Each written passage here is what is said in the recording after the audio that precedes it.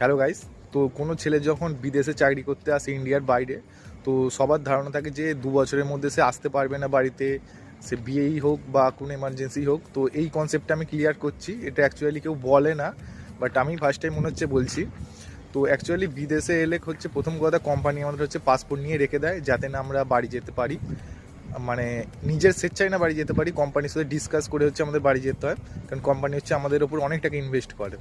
তো যাই হোক, তো কেউ যদি এমার্জেন্সি পারপাসে বাড়ি যেতে চায়, ফার্স্ট হচ্ছে তাকে হচ্ছে কোম্পানিতে একটা অ্যামাউন্ট হচ্ছে রাখতে হবে। সেই অ্যামাউন্ট হচ্ছে অনেকটাই অ্যামাউন্ট।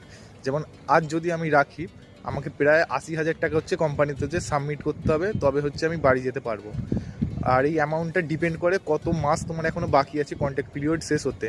মানে আমার যদি আর 24 মাস থাকে, তো প্রতি মান্থ হিসাবে হচ্ছে 3,000 টাকা হচ্ছে মান্থলি হচ্ছে কোম্পানি হচ্ছে চার্জ করে।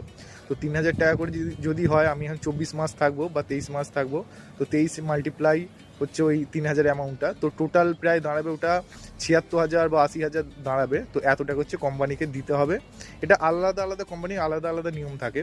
তো এত টাকা হচ্ছে দিলে তবে হচ্ছে কোম্পানি আমাকে বাড়ি যাওয়ার জন্য হচ্ছে পারমিশন দেবে। এই টাকাটা যদি না দিই, কোম্পানি আমাকে পাসপোর্টও দেবে না, আর যেতেও দেবে না যদি ইমার্জেন্সি আমার ছুটি লাগে। আর সেকেন্ড হচ্ছে, আমি যদি বাড়ি যাই, আবার যদি আমি রিটার্ন আসি এই দেশে এই কোম্পানিতে, তখন ওই যে টাকাটা আমি দিয়েছিলাম সেই কোম্পানি আমাকে টাকাটা আবার রিটার্ন দিয়ে দেবে। এটা হচ্ছে ব্যাপার যদি আমি 2 বছরের মধ্যে বাড়ি যেতে চাই। আর সেকেন্ড হচ্ছে, কেউ কেন 2 বছরের মধ্যে বাড়ি যায় না, তার বড় কারণ হচ্ছে 2 বছর পর বাড়ি গেলে কোম্পানি প্রায় 1 লাখ 2 লাখ টাকা হচ্ছে বোনাস দেয়। এই অ্যামাউন্টটা হচ্ছে অনেকটাই অ্যামাউন্ট। তো এই অ্যামাউন্টটার জন্য হচ্ছে কেউ 2 বছরের আগে বাড়ি যায় না, সবাই 2 বছর কন্ট্রাক্ট কমপ্লিট করে।